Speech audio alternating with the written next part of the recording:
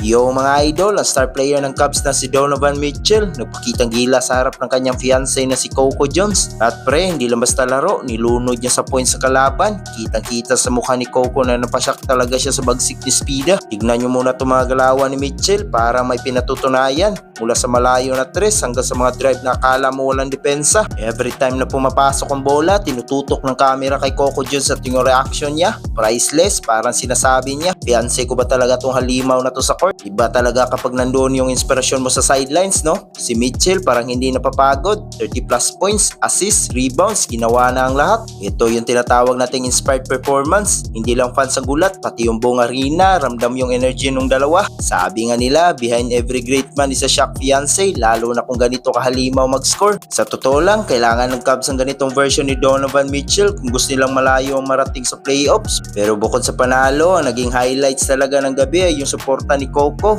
Love is in the air, pero yung bola nasa ring lahat. Kitang-kita mo yung pride sa mga mata ni Coco Jones habang pinapanood ng kanyang future husband na duminahin ng court. Kaya mga paps, ano mas matindi, yung laro ni Mitchell o yung reaction ni Coco Jones? Inspirasyon nga ba o sadyang magaling na talaga si Spida? Comment nyo na yan sa baba at huwag kalimutang mag-heart para sa power couple na to. Salamat sa pakikinig sa ating kwentuhan. Huwag kalimutang i-like, i-share at mag-subscribe para lagi kami updated sa NBA at sa buhay ng mga paborito nating players. Hanggang sa muli mga idol, peace out!